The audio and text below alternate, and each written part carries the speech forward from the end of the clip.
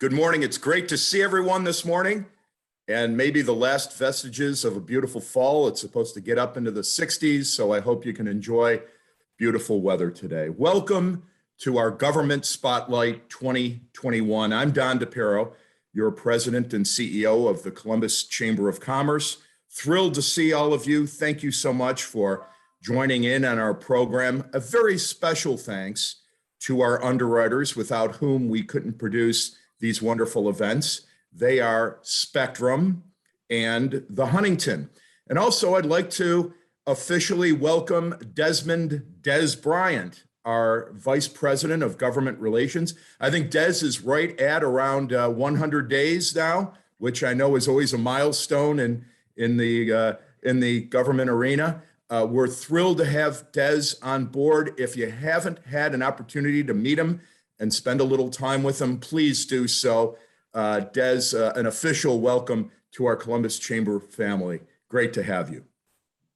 And now I'd like to bring to all of you Alex Corey. Alex is the Manager of Government Affairs for Charter Communications. Alex. Thank you, Don. Good morning, everyone.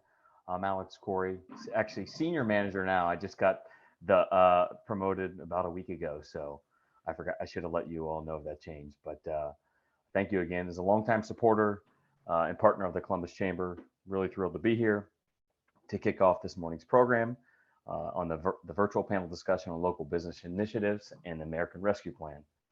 Charter Communications, we are a leading broadband connectivity company and cable operator serving more than 31 million customers in 41 states through the Spectrum brand.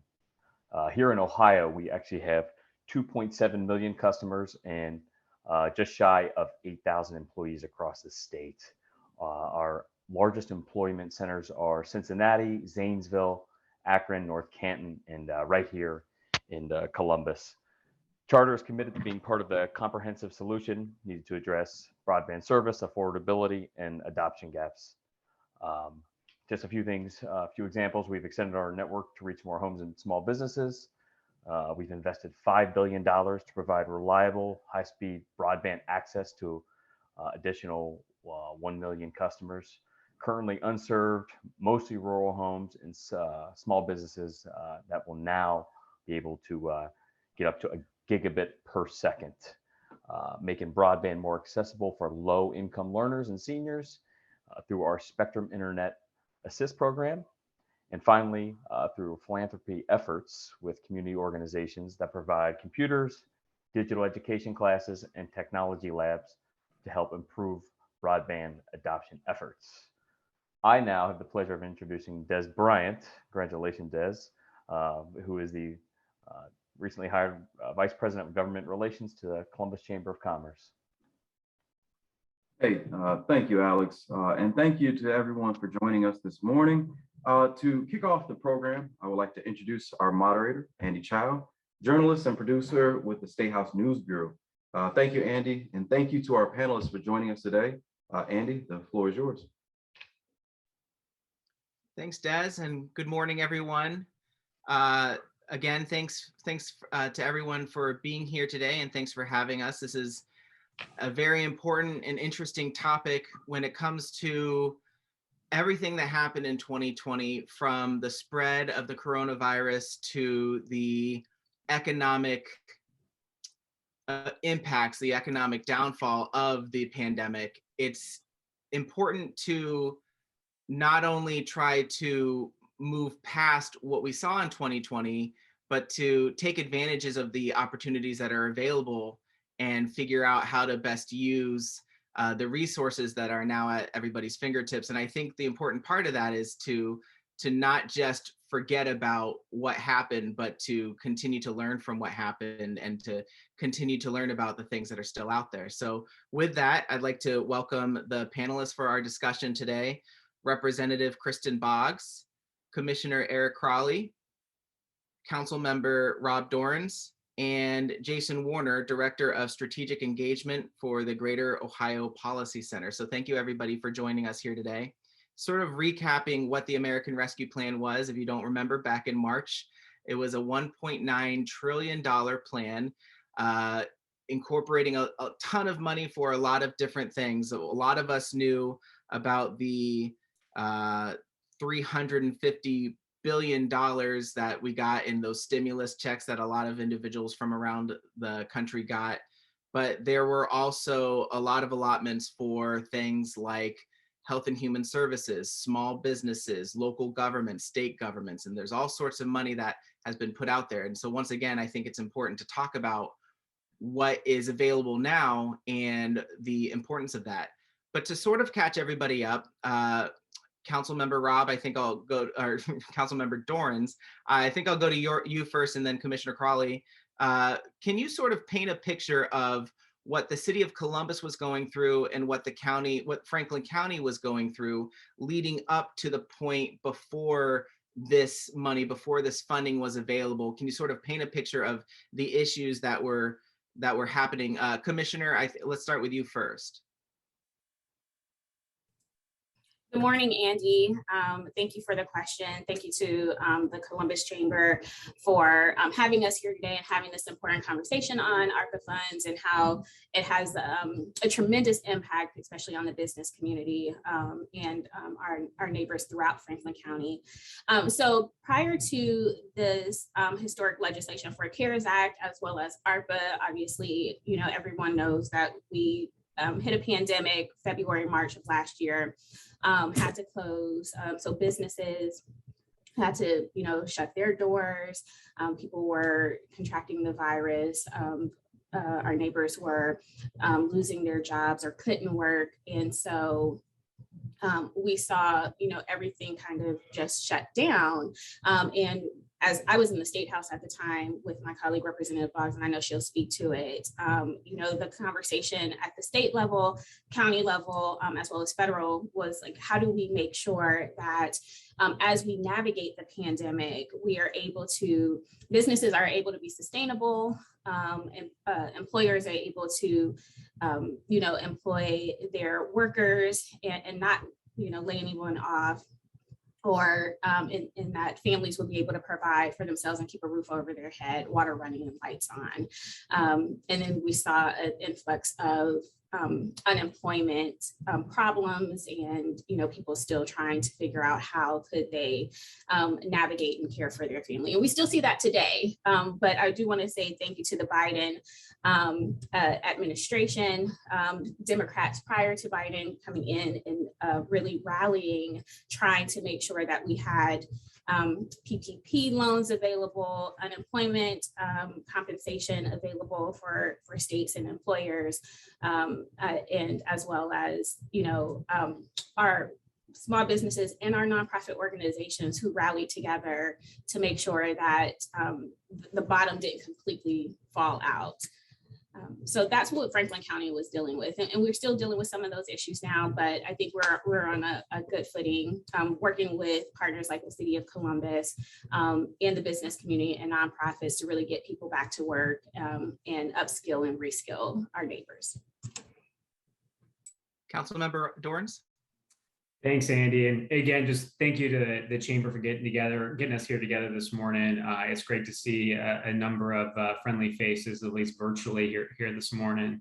As Commissioner Crowley pointed out, I think as we sort of talk about that period before the ARP funds were passed by Congress, and certainly I appreciate the Biden administration's work towards changing, I think, some of the things that we saw within the CARES Act in giving local governments a little more flexibility as far as how we're able to spend these dollars moving through the next several years, not just in a very tight time frame as we sort of dealt with during the CARES Act. So I think that's really important to talk about that time period as we're sort of heading up to thinking through how both the city and county and school district and all the other entities within Franklin County and certainly Central Ohio has received these funds. I think for us, when the CARES Act came through, it was putting out fires, right? It was trying to direct as much support as we possibly could to human services organizations that were providing, services to folks that were in desperate need. Because so many folks have been touched economically and deeply economically due to the pandemic. I think we learned a lot as we went through that CARES Act process at the city and certainly the county, as far as who we could rely upon as partners to sort of get this support out the door quickly and get that support out the door to folks in a very meaningful kind of way. And that really fell into a couple different buckets. It was very much that human services focused side of things, but also business support. And I know there's a number of folks that are on this Zoom this morning that's really partnered with the county and the city to help us work through some of these things. And certainly the chamber was a great partner in working through some of those issues to make sure that we were trying to tightly focus some of that support to businesses that did not have easy access to some of those PPP funds. Folks, a lot of minority businesses that did not have a strong relationship with banking institutions as other businesses did. And then frankly, at the same time, just providing support for folks to get basic, protective equipment for their workers that may not have been otherwise to keep their doors open without that. So I think the CARES Act really laid a bit of a foundation for us to think about how we could use some of these funds to support both the human services aspect in our community, but also sort of the business community at the same time.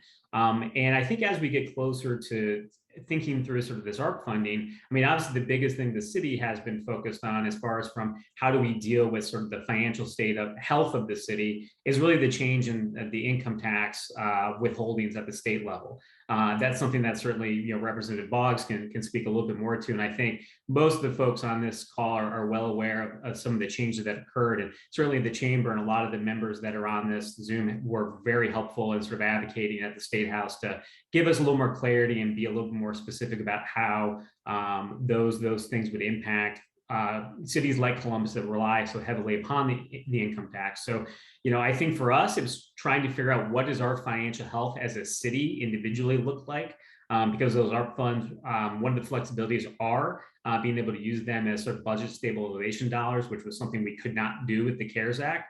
But now I think that we've got some of that clarity from the legislature and a little bit more clarity on what our income tax base does look like moving forward. I think that's one of the biggest pieces of the puzzle for the city as we sort of approach this entire ARP funding discussion. So, Andy, when you talk about how do we get to where we're at right now as we think about those ARP dollars, I think that sort of sums it up from a city standpoint at this point. And so Representative Boggs, of course, the focus here is on local issues, so the county and Columbus, but the state does have a role to play here when it comes to implementing these dollars, when it comes to possibly making the rules or even appropriating more dollars. So what is the state's role in that relationship with the local governments? Sure. Well, thank you, Andy, for the question. And again, just to echo my colleagues on the panel this morning, thank you to the Chamber for hosting this really important event. Appreciate being with all of you this morning. So yeah, I think the state looks at this from a little bit of a different role than the local, municipal, and county level does. From the state perspective, one of the things that I'm really glad that has happened is there has been these dedicated lines of funding that are going directly to the county and the cities, and the state has separate funding that it will be responsible for helping disseminate throughout the state in terms of what is best to amplify what our communities are doing and support the work that our communities are doing. I'll be honest, it feels like right now when we're talking about how we're spending this money, how we're going to deal with ARP funds, it feels kind of like we're trying to put the shutters on the house while the hurricane's still going. We are doing our best to build back the infrastructure that we lost, both the hard infrastructure and the soft infrastructure. But, we have, from the state perspective, we have a lot of holes that we have to plug from the damage that was done due to the COVID-19 pandemic. And you'll see that we have done that. We passed House Bill 168 this summer that, allocated half of the ARP dollars that we have been dedicated to us from the federal government. And half of that was spent plugging the unemployment hole and repaying the federal advancement that we got so that we could continue unemployment throughout the pandemic. And so that, yes, we are getting a lot of funding that's going to be directed to the state to utilize.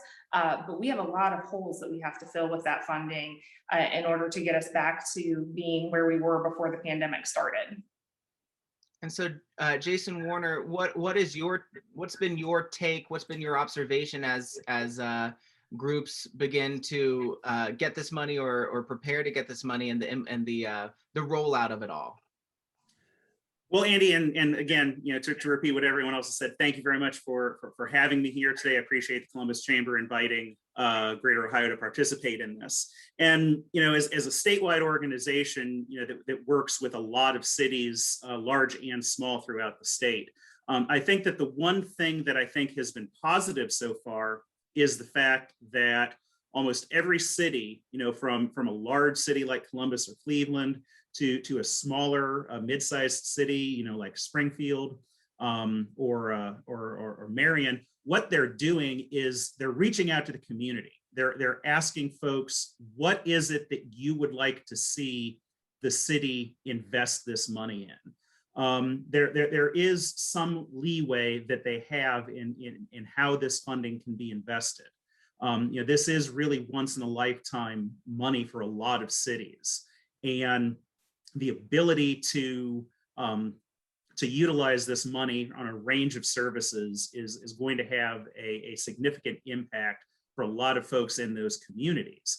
And they've not been rushing to spend the money. They're wisely waiting to see what best this can be invested in. They're listening to the community. In some ways, they're also having to wait. That we don't exactly have the final rules yet from the federal government. And I think that's part of the reason why some folks are waiting to make the decisions about how best to invest this funding. But it's very encouraging to see that the leaders in these communities are engaging with the public to find out the best ways that this funding can be invested.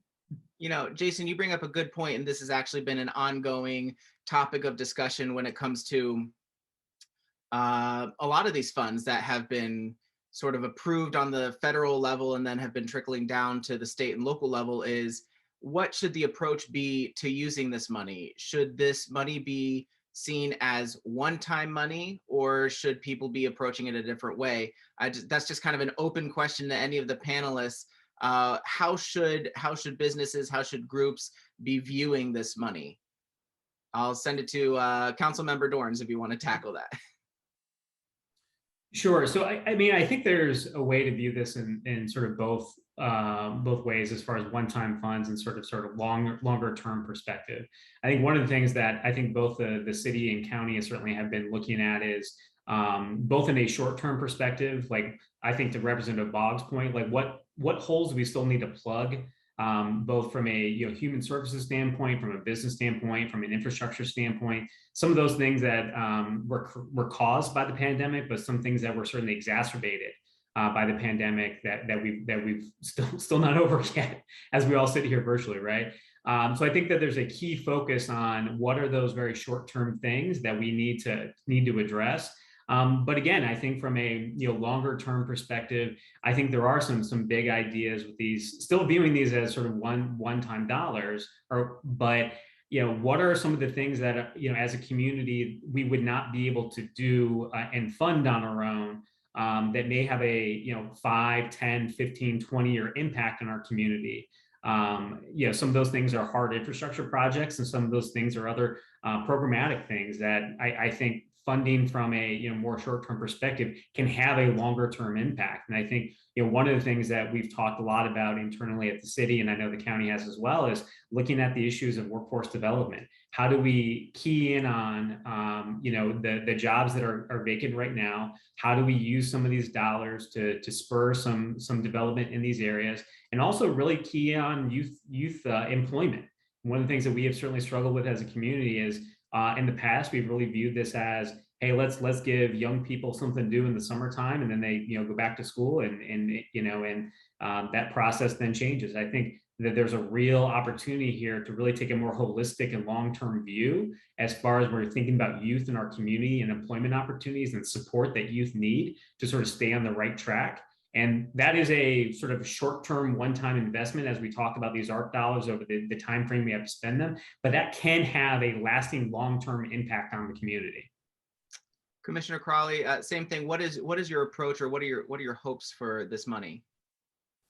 Yeah, thank you for the question. I do want to just quickly piggyback off of what Councilmember Doran said.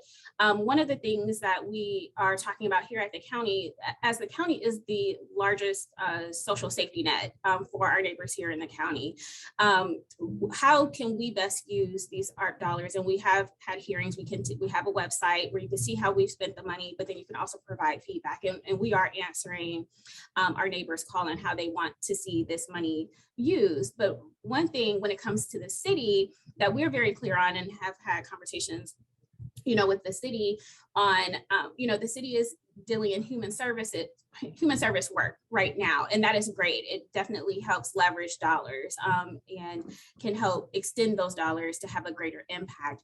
But later on, should the city decide to do something different with their dollars, things could fall on the county. And so we are very mindful of that. So when organizations come before the county with proposals, the question that I'm always asking is, what is the long-term sustainability plan? Because these should be one-time dollars, right? And so you have people or organizations that are trying to start new programs or initiatives, which are good and great and probably needed. But what is the plan 3-5 years from now to make sure that this can continue to have an impact, especially if it's something that's employing people? And there is a proposal that has come before, getting ready to come before, that's employing people with ARPA dollars. And it's like, okay, these are people, these are positions. And, 3 years from now, I would not want anyone to come before the county and say, well, I no longer have a position because you're no longer funding this program.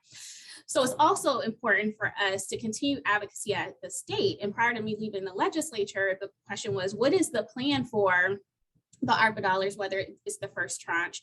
The state still has about $750 million that has not been allocated, because if we're looking at plugging holes, the county and the city, it's great to understand what the state is planning to do, so we can look at how we can best use those funds, our funds, and not be duplicating efforts or, in each other's lanes. And so that's important for us to continue to have open dialogue with the state, the city, and the county, so we can leverage these things. But some of the things that we've been spending money on, Councilmember Dorans is correct.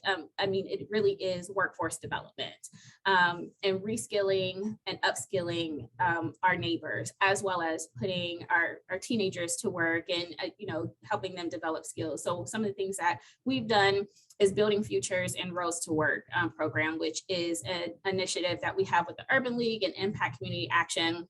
Their Building Futures is a 12-week pre-apprenticeship program, which blends soft skills and trade-specific skills with, labor organizations. Roads to Work is a CDL program. That's a 4-week program, which will help individuals get their CDL specific training. We have put around $4.65 million to that. We just had a resolution maybe about a month ago that put additional $3 million into that effort. We have gotten a lot of feedback and praise around that program. And so we want to continue that. We have Ready to Earn, which we put about $2.5 million in TANF and ARPA funds, which is a paid work readiness and training program for high school students ages 14 to 18. And that is more about developing our future workforce, giving them real world experience, as well as the tools to thrive and meet the needs of our employers. And then more recently, we have the Women Back to Work initiative, which is about $2.5 million, and that's all ARPA dollars. And that is for women in Franklin County whose employment has been impacted due to the pandemic.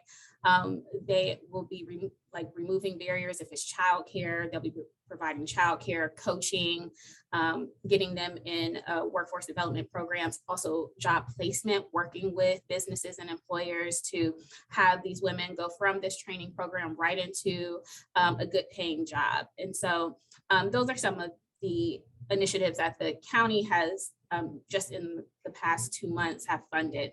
But then we have the Minority Small Business Resiliency Initiative, and I know Councilmember Dorrance can speak to that, where the Board of Commissioners put approximately $1 million into that. And that's working with, the Columbus Urban League, and then and it's also standing up a new CDFI, which I am very proud of because I was part of that work group while I was in the legislature. So seeing something go from concept to reality in such a short amount of time, in public policy or in government, usually government doesn't work that fast, but to see this be stood up and really be able to provide access to capital for those individuals that Councilmember Dorrance spoke about that really didn't have access to PPP loans because they didn't have the relationships with banks. And so they saw themselves shut out. So this is an opportunity to work with those small and emerging businesses that typically don't have the relationships that we would have liked them to have. And so there's more, but I'll stop there. Commissioner, you made several great points, but two really interesting things that I want to touch on. One is sort of the bureaucracy of it all, and then also getting back to workforce development. But let's start with bureaucracy, and I think this is a good question maybe for Representative Boggs, is what can be done or what are the challenges to make sure that the federal government's communicating with the state government, communicating with local governments to really make sure that the pipeline is open from beginning to end? What are the challenges there, Representative? Oh, I mean, it's an incredible challenge, just the different layers of these ARP dollars that they have and the rulemaking involved and the disbursement of them and the allocation of them. I'm incredibly thankful that we have leaders like Commissioner Crawley and Councilmember Dorrance at the local level that can really work for what's in the best interest of Franklin County. I think the challenge for the legislature and specifically for the Central Ohio members of the legislature, there's 99 House members, there's 33 senators, and there's about 12 of us that are from Central Ohio out of 132 people.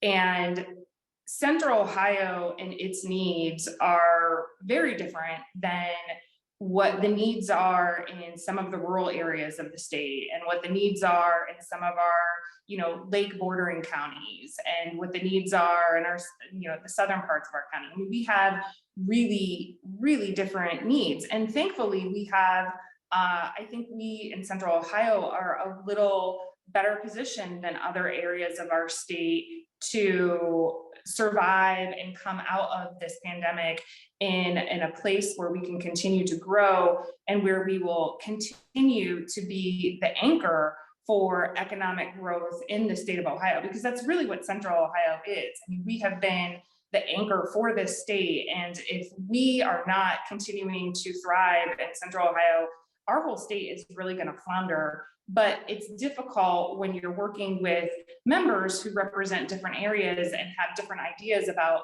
how these dollars should be spent in order to help their communities. That isn't always consistent about what is going to be best for Franklin County and Central Ohio.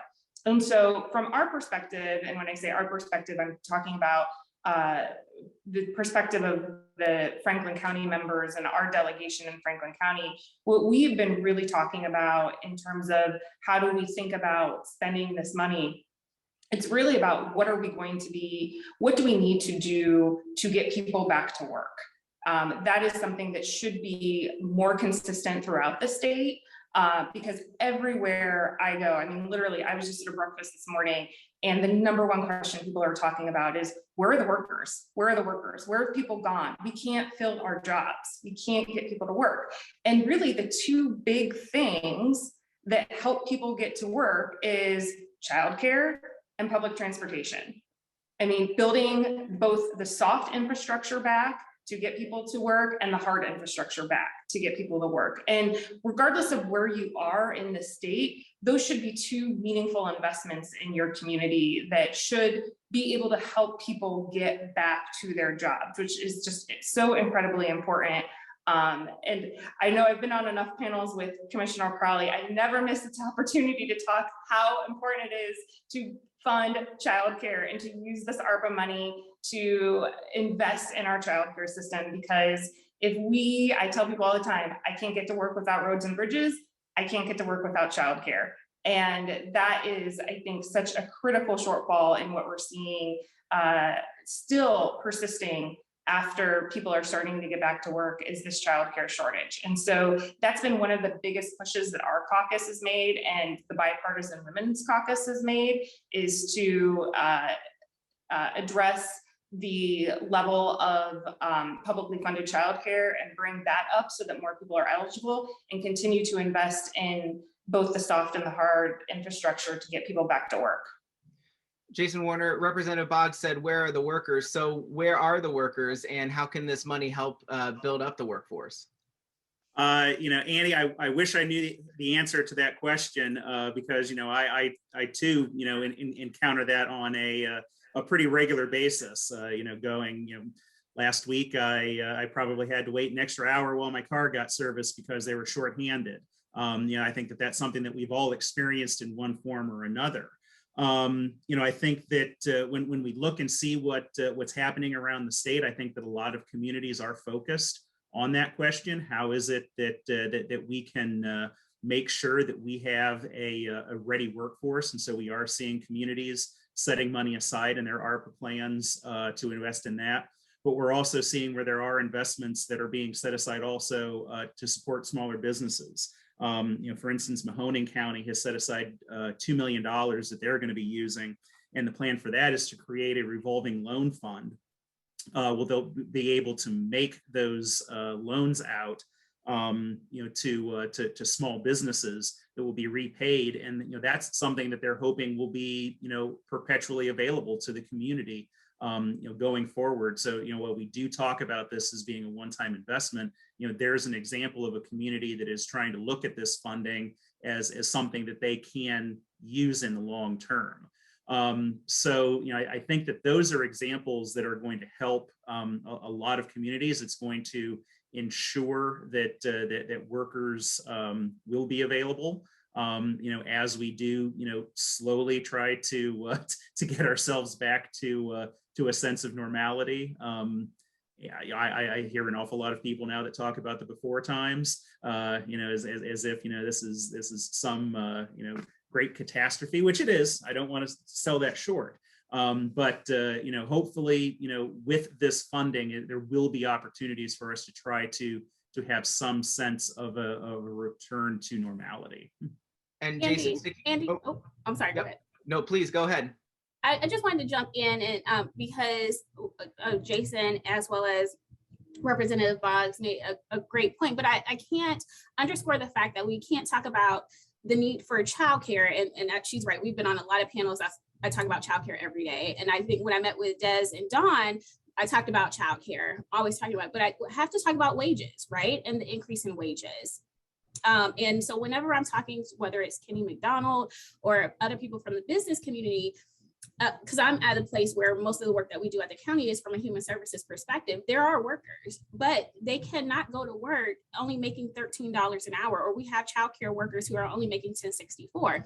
Now we have some childcare providers here in Franklin County who are paying a little bit more, maybe $13 or $15, but they still are struggling themselves. They still see more month than money, or they're still on assistance themselves. We cannot build a strong workforce if we're not talking about increasing wages. And this is where, where the county comes in from a social safety net perspective.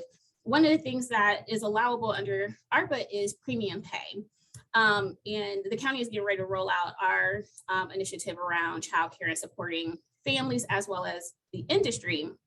But I had a childcare provider who said, can you just give us a pot of money and let us dole it out the way that we deem is necessary. I'm like, can't do that. There's like a whole reporting mechanism to this, and ARPA is very, it's flexible, but there are some parameters. But I understood what she was saying. Like, we're struggling. We pay a little bit more than the average, but it's still not enough to hire more childcare providers. We're already doing signing bonuses. We're already doing retention bonuses. They need an increase in pay. And so that's from the childcare perspective. Then we have, some small businesses who are like, I already paid maybe $13 an hour, $14 an hour. I can't compete. I can increase my wages a little bit and be okay with the bottom line, but what I'm competing with is $22 an hour, $25 an hour. And so, that's a conversation that we have to talk about as well when we're talking about childcare or how to get people back to work. There are people who want to work. We are putting them back into these programs. We are spending a lot of money upskilling so they can ask for higher wages, but that's only sustainable for so long. And so I don't know what the answer is or what the fix is, but our employers have to pay more to be able to compete. And the county is willing to partner to get people into a workforce program to develop, a good workforce, but it's a challenge. So this is a kind of an off-topic question, but this is something that I'm always wondering when we talk about childcare. And so might be random, there might not be an answer here, but I just want to ask it. When we think about childcare, I think most people think of it as a maybe 7 a.m., 6 a.m. to 5 p.m. thing. Is there childcare available for the different shifts that are out there? And is there a space for that? Is there a way to maybe grow more childcare on those off hours?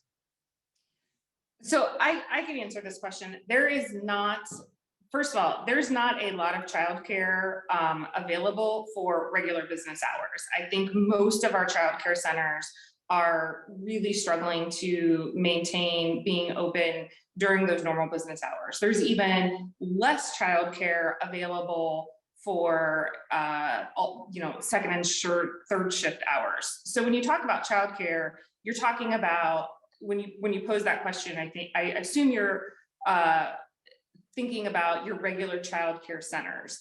Childcare comes in so many different forms, from relatives watching kids, to neighbors watching kids, to people who have home daycare centers, open and available.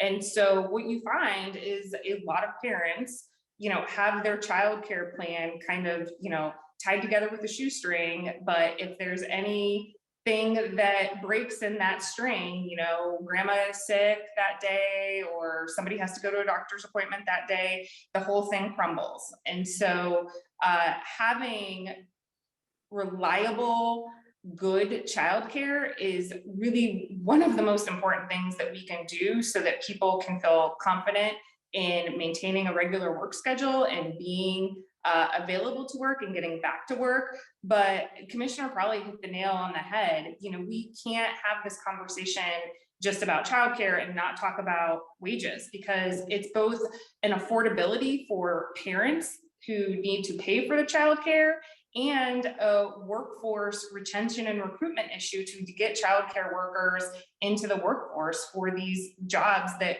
we desperately need them to take on. All right, so in about 5 minutes, we're going to be open up to audience questions, Zoom questions.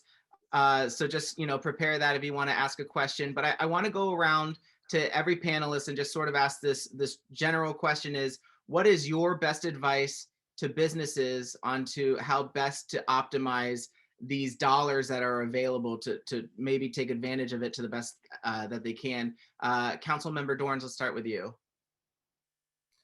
Well, I think it gets back to something that Commissioner Crowley mentioned a little bit ago. It's about the sustainability, right? So again, the concentration that we're talking about here is workforce development, and that runs the spectrum. And I think we've talked a lot about childcare because that's about as principally focused as anything can get when you talk about workforce development. So really thinking through, if you're going to be asking the city or county for support primarily around being a partner on workforce development, think about how long-term sustainability it can be included within whatever that proposal is. And also have an idea around flexibility, or have an idea around how you're going to approach childcare with those workers that you're asking us to be a partner with on you.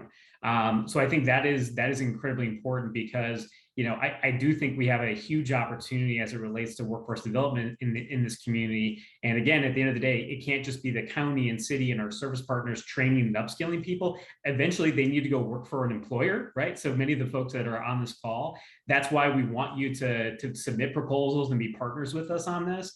But again, there needs to be that focus on as 2021 comes to an end and 2022 is going to be here before we know it, like the jobs of tomorrow have to include a acknowledgement of that people have other things going on outside of their lives. I mean, one of the very key examples of this, and I've gotten this call from a number of folks, is that there's a school bus driver shortage right now, which means that when the school bus doesn't get there to pick up their kids, that parent can't leave a 6 or 7-year-old at home. They're waiting an hour or two for the bus to get there, right? So then you have an employer saying, hey, where the hell's my employee that's supposed to be here 2 hours ago?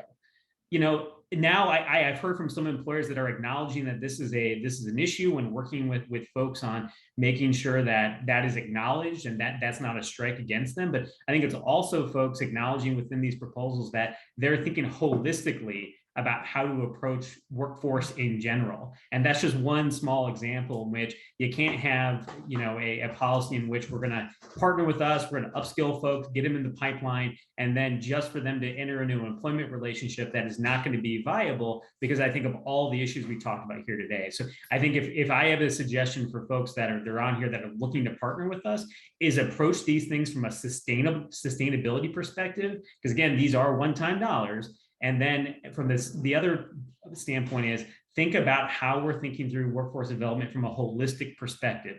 It's not just about having folks come through the door and earn an hourly wage and walk out. We want to talk about living wages. We want to talk about all these things that go into having a quality ability for someone to live a good, safe, helpful life here in Central Ohio. Commissioner, anything to add to that? Yeah, I will echo everything that Councilmember Doran said, but I will add that if here in Franklin County, just to have a 1-bedroom apartment, you need to be making at least $19. We're not even talking about a living wage, we're talking about a housing wage. So almost $20, right, for a 1-bedroom apartment. That is where you should be. And seriously, if you want to have good workers who are productive, who will stay, like you have to pay them a living wage. I had a conversation with Congressman Stivers the other day, and he was saying that some of his members are like, we have a driver shortage. Well, the county has a whole program where we are putting people, through a training program to be able to be drivers. Are you partnering with the county to, make sure that when they come through our program that they have, they can come and work for your organization or your company?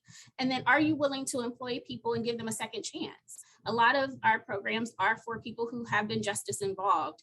If they're a driver, there are some things that would, eliminate people from being considered. But I think that needs to be revisited as well. Like, are you willing to give people a second chance? These are people who are trying to live productive lives, make contributions to their community, and are reformed. Like, be willing to, look at those individuals. And then also, as we have other programs that are for small businesses, emerging businesses, helping them scale their business. If you come to the county with a proposal, as Councilmember Doran said, please let us know in your first proposal, what is the long-term sustainability? How many people are you trying to employ? Other partners that you have at the table who are willing to help leverage dollars. That will go a long way with me and my colleagues at the Board of Commissioners. Jason, we're talking about how businesses can best optimize the dollars that they can request, and then vice versa. Do you have any thoughts on how businesses can optimize their dollars, or how the local governments can best work with businesses to optimize those dollars? Really, I think that the best advice that I can give, and I think it's something that has already been said by the other panelists, is that it's important that everyone is approaching this as a partnership. That I think is the best way that this is going to get handled, is that businesses is talking to their elected officials and vice versa. If government tries to run businesses, we know that that's not going to work, and vice versa. So I think the best thing that can happen is for everyone to work together. This has been the pandemic sort of has forced everything to probably jump ahead 20 years ahead of the pace that we were moving in, and we're still trying to play catch up to that. It's a very slow process, but I think that we are beginning to respond. And I think that working together, I think we're going to be much more effective. And I think that at the end of the day, this is all going to work out. Representative Boggs, it sounds like communication is key here. Yeah, and I would just like to I agree with all of the things that the panelists have mentioned so far. And just to piggyback on top of that a little, I think we said a couple times that these are, one-time, once in a lifetime opportunity dollars, and that is absolutely true. But I do think this is an opportunity to demonstrate why continued investment in certain programs, at least from the state perspective, is warranted and should be continued. So, whether it's investing in a particular workforce training program or a justice initiative or childcare, it's hard to, at this point, take state money to fund those types of programs or to make those kinds of policy changes when you can't demonstrate that you're going to get the return on your investment that you're hoping for. But when we have this opportunity to spend these dollars to make those investments now, and we can demonstrate, 3, 5, 6, 8 years from now, that we're getting a bigger return on those investments than potentially in other areas that we have historically invested in, it's my hope that the state will continue those lines of funding. And it won't be just, a once in a lifetime investment that we make in childcare, but it will be an ongoing investment that we make because we now realize how critical it is for our workforce and how it's making our children ready to start kindergarten. And it's an investment into our future workforce. And so I think, my advice would be for, organizations that are that have become recipients of this funding, if they can build a narrative as to why it is so important that these investments are made, and that they build a narrative around why they have successfully implemented these dollars and that they have returned more to the community than the initial investment was, both in value, resources added, and benefits. That I think is a huge part of making sure that this ends up being sustainable and long-lasting type of investments for them. All right. Des, do we have any questions? We don't have any questions just yet, but I always have questions. So I do have a question for all of the panelists. It's been outlined that there should be communication between the business community and public elected officials.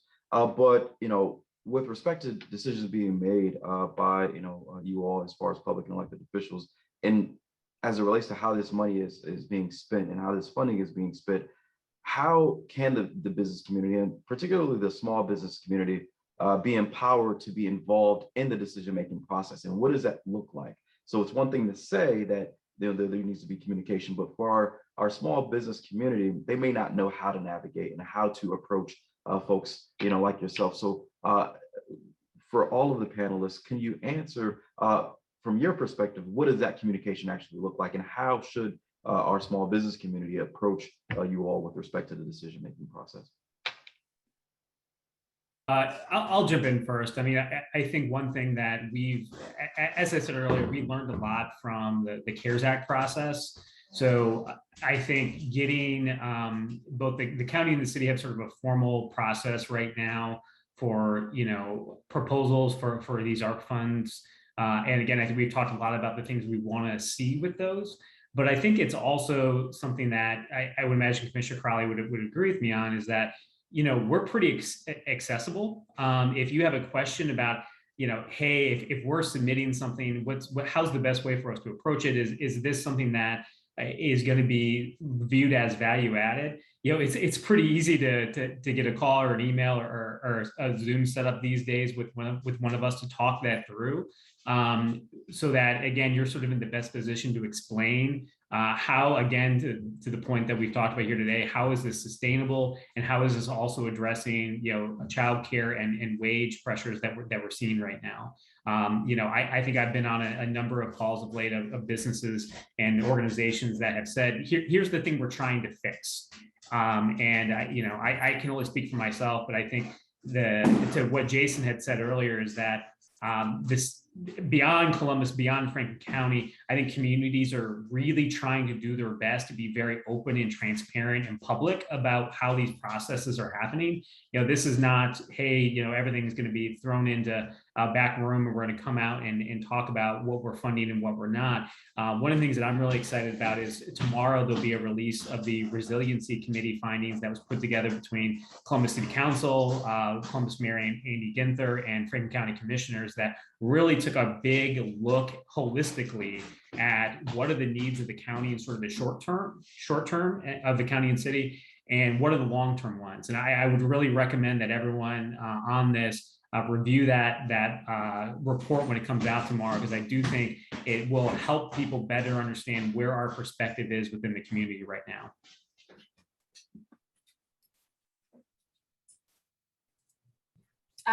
I would just add, I am accessible. My office is accessible. My office is accessible to the point where if you have a proposal or you need some help just looking at how to engage with the county, what is the process for working with the county, we will literally walk you through it, and also provide, or we're willing to even provide like examples of proposals, connect you with the right people at Impact or Columbus Urban League, or with our labor leaders for the Rose to Work program and things like that. We are willing to really handhold our partners and our neighbors, because we know that that's what it will take. So it's not about, it's a burden. This is what we are here for. So utilize us.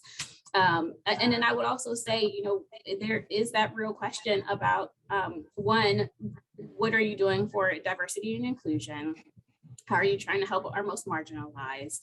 And then what are you planning to pay people? And those are real questions. Des, checking in, any other questions?